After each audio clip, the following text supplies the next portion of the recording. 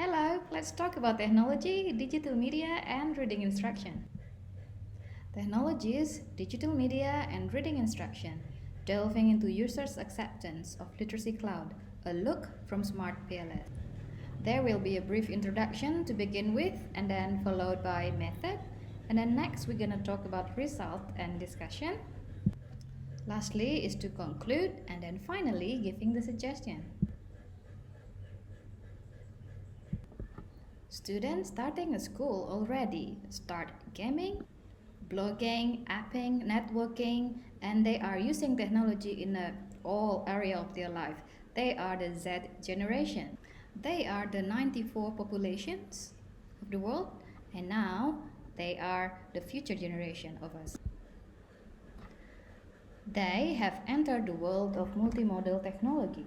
The development of technology and digital media affect students, teacher, and reading instruction in a dramatic ways. And that is why we call them children of the screen. They are using technology. It's very easy, every day, as a part of their life. The use of technology in children has been researched and documented for at least 30 years ago. Olsen and Brunner argue that technology-based games have a central role in the pattern of technology, and it critically changed learning. And this idea is supported by Byron in 2008. He argues that any massive change in early childhood significantly changed the use of technology in the future life, and the use of technology potentially significant in impacting how the brain and structurally work and functioning. Now, technology starts from home. Children are witnessing how their older people interacting with technology and they start adapting it. They are doing what their older people around them doing. They observe and copy. With the change and the development of technology in all media, it affects the social, cognitive, and the language instruction. So it's not excessive if it is to suggest that technology can affect instruction in reading activities as well. Now let's have a look at what happened in Indonesia. A lot of data have shown the Indonesian position across the globe about literacy. PISA, for example, the program for international students assessment, placing Indonesia in number 64 out of 74. And the other one is the Central Connecticut State University, placing Indonesia number 60 out of 61. And that is not very good. Seeing that literacy actually is a key important role in life, literacy will improve and unlock learning and helps students to become a lifelong learner. The case of illiteracy in Indonesia needs to be eradicated. The government working together and all initiative is working together to improve and boost literacy in Indonesia. But yet, there was still a significant gap in providing access to a quality and suitable reading material.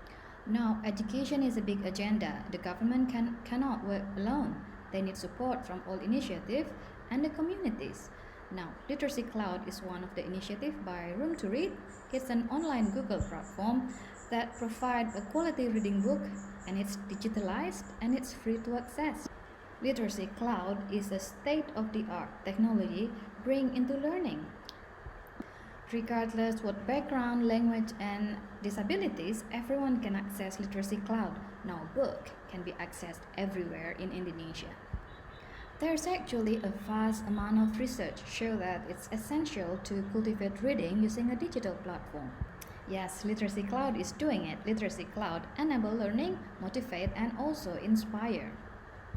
And that is why it's very important to study the user's intention to use Literacy Cloud.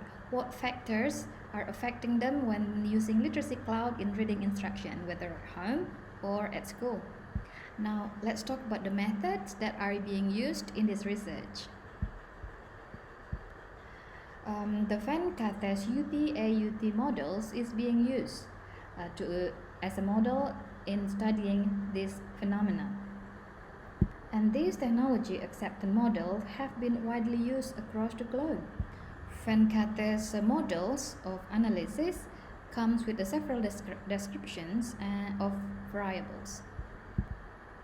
Let's take a look at the variable closely. In this study, we want to see the intention of users using the literacy cloud. We're going to see it in a facilitating performance, environment, and significant, and so forth. There are 7 indicators supporting these models. The first one is performance expectancy. This is related with the facilitated performance.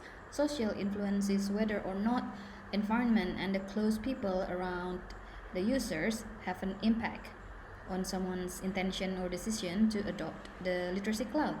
And the next one is resource and support, facilitating condition. This is related to resource and support. And then effort expectancy is related to the degree of ease, whether or not literacy cloud is easy to use. And then hedonic motivation, this is related with reward and fun. Is it fun to use the literacy cloud? Is it rewarding? And then experience and habit is related to automatic behavior. They can use literacy cloud easily because it's just easy to use. And then the last one is the price value. This is related with the economy cost, whether the reward that they get from literacy cloud worth the money that they spend, especially a quota in this matter. Questionnaires is being used to collect data, and the questionnaire is spread using the form that is spread online, and it consists of 3 parts: demographic profile, users understanding, and additional feature. And let's have a look at the profile first. So most of the users are actually in age ranging for 31 to 40, and then mostly are female. And then the next one, we're going to have a look at the demographic position. Most of the users are actually placed in Badung dan Pasar, but this data is gathered from all regency in Bali and also several regencies in Java. A partial least square, a SQL equation model, is being used to analyze the data, known as Smart PLS, and it's good to use in this experiment, seeing it's stable for a small samples and experiment purpose. Using a bootstrapping method, it has been found that the rule of thumb for the R square is 0.75, but the study achieved score of 0.8, meaning that endogenous can explain the exogenous. The validity of the measurement has to be analyzed first before data is being calculated. The most common one to check the convergent validity is using the average variance extracted and also the row A. The rule of thumb for AVE is 0.5 and the row A is 0.7, and in this study it's all exceed the number suggested. Because all indicators is sufficiently exceed the numbers, this is the summary.